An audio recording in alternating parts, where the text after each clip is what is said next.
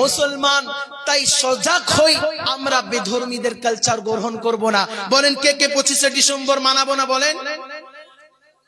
এরা মানাবে মনে হয়, এরা হাত তুলছে না যে। আর কে কে ডিজে নিয়ে আমরা 31st নাইট মানাবো? বলেন, মানাবেন? 31st নাইট নামে বেহায়াপনার এই উৎসবে মুসলিম নিজ বেধর্মীকে করে নিয়েছে। 31st নাইট নামে বেহায়াপনার এই উৎসবে মুসলিম নিজ পরিচয় ভুলে বেধর্মীকে মেনে নিয়েছে। রাত জেগে জেগে ডিজে বাজাবে, রাত জেগে জেগে গান করবে, রাত জেগে জেগে লাল পানি খাবে। এই তো মুসলমানের সমাজে, এই তো মুসলমান তোমার সমাজে।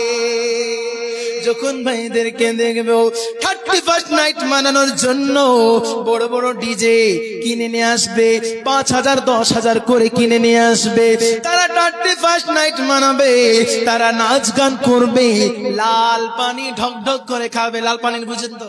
লাল পানি মানে কি? আরে মদ, বুঝেন না?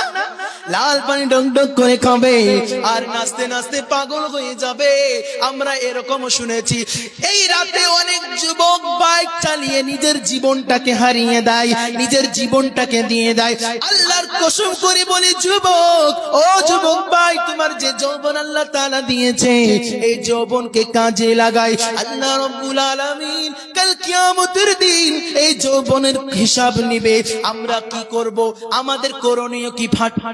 31st নাইটে আমাদের করণীয় কি? আমরা তো কে কে নামাজ পড়ি? যারা নামাজ পড়ি সকলেই 2 রাকাত করে নামাজ পড়বো, নফল নামাজ, আর আল্লাহর কাছে দোয়া করবো, হে আল্লাহ, এতদিন গুনাহ করলাম, এই গোটা বছর আমার জীবন থেকে চলে গেল, অতিবাহিত হয়ে গেল। আল্লাহ, আমি এই বছরে আপনার ইবাদত ভালোভাবে করতে পারি নাই। ওগো আল্লাহ, সামনে যে 25শে জানুয়ারি 2025 চালু হচ্ছে, ওগো আল্লাহ, এই বছরে আমাকে কবুল করে নেন। এই বছর যেন আপনার ইবাদত বন্দেগী বেশি বেশি করে করতে পারি। কিন্তু যুবকরা মনে করে আমাদের কাছ থেকে 25-24 চলে গিয়েছে, 25 আসলো মানে 25 আসার কারণে মুসলমান বেজাতীয়দের কালচার গ্রহণ করে নেয়।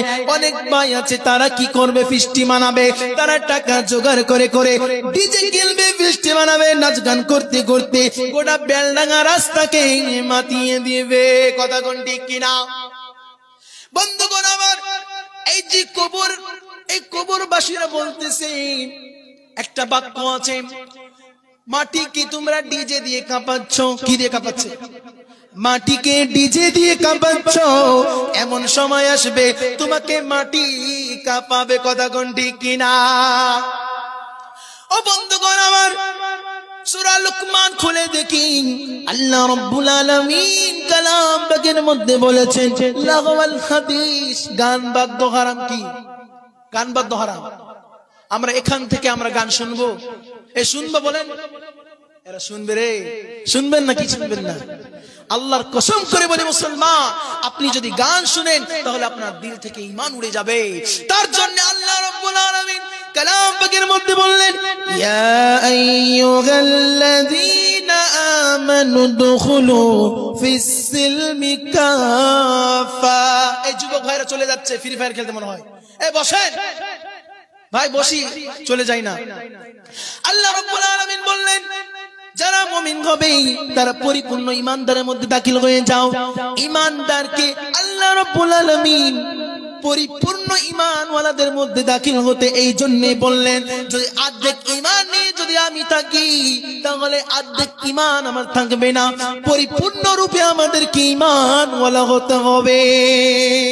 ঈমানের পথে অবিচল থেকে মরণ যেন আমার হয়, ঈমানের পথে অবিচল থেকে মরণ যেন আমার হয়।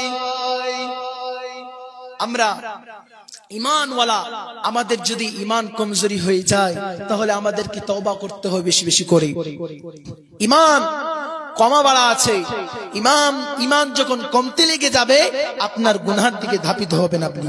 তাই আমি আপনাদেরকে বলবো, গুনাহের দিকে যখন ধাপিত হয়ে যাবেন আপনার ঈমান আস্তে আস্তে দুর্বল হয়ে যাবে, এমন অবস্থা হয়ে যাবে আপনি ঈমান থেকে বের হয়ে নাস্তিক হয়ে যাবে। এখন অনেক